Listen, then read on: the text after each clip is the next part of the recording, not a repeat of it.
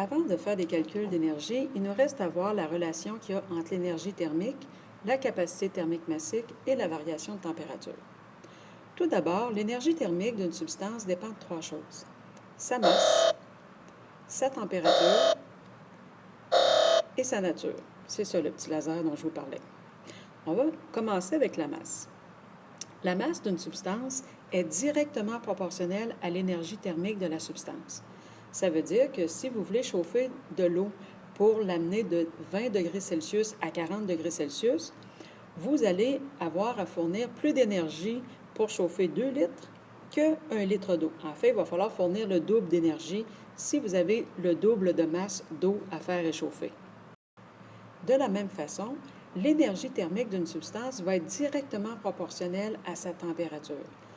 Ce qui veut dire que vous devez fournir le double de chaleur à une même masse d'eau, par exemple, qui se trouve à la même température initiale, si vous voulez que sa température augmente 2 fois plus vite. On dit aussi que l'énergie thermique est directement proportionnelle à la température. Tout comme tout à l'heure, l'énergie thermique était directement proportionnelle à la masse de la substance en question. Finalement, la capacité thermique massique. La capacité thermique massique, c'est ça qui va tenir lieu de la nature de la substance pour nous. Chaque substance a sa propre capacité thermique massique. C'est une propriété caractéristique de la matière. La capacité thermique massique, ça correspond à la quantité d'énergie dont on a besoin pour augmenter la température de 1 gramme d'une substance de 1 degré Celsius. Dans le tableau qu'on a ici, on a quelques capacités thermiques massiques de certains constituants. On va beaucoup utiliser celle de l'eau, c'est pour ça qu'elle est en couleur. Et vous voyez que, par exemple, la capacité thermique massique de l'air est de 1 joule par gramme degré Celsius.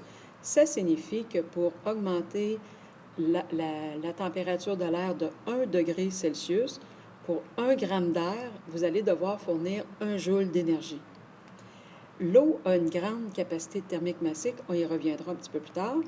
J'attire votre attention sur les métaux, le cuivre par exemple ici, le fer, le plomb.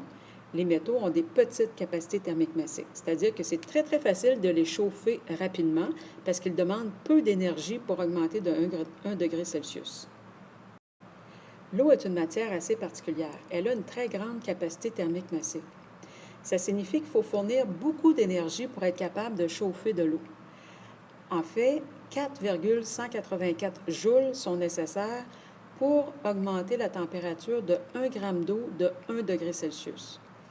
Si on compare au plomb, le plomb nécessite 0,16 joules pour augmenter de 1 degré Celsius. La grande capacité thermique massique de l'eau fait qu'elle est utile pour éteindre les feux. Contrairement à ce que les gens pensent, l'eau n'étouffe pas le feu. Ce qu'elle fait, c'est qu'elle abaisse, elle prend tellement, elle s'accapare de tellement d'énergie qu'elle abaisse la température du feu sous son point d'ignition, et ce qui fait évidemment que le feu s'éteint par lui-même.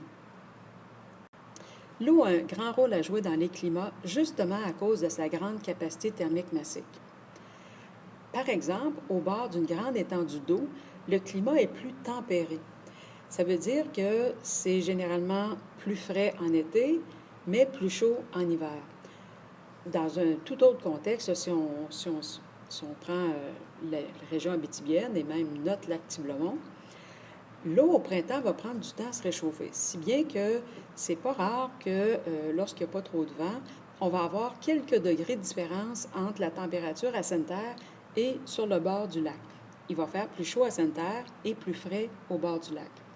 À l'automne, par contre, comme l'eau va s'être réchauffée tout l'été et va avoir emmagasiné de l'énergie, c'est le phénomène inverse qui va se produire. L'eau, durant la nuit puis durant les temps froids, va libérer une partie de la chaleur qui lui a été octroyée durant l'été et la température près du lac va être plus douce que celle à Sainte-Terre. À l'opposé de l'eau, les métaux ont des petites capacités thermiques massiques. Donc, ils chauffent rapidement et ils refroidissent aussi rapidement. Les casseroles sont faites évidemment en métal, mais on va les munir de poignées en plastique ou en bois pour éviter de se brûler parce que l'eau la chaleur va se transmettre jusqu'à la poignée assez facilement.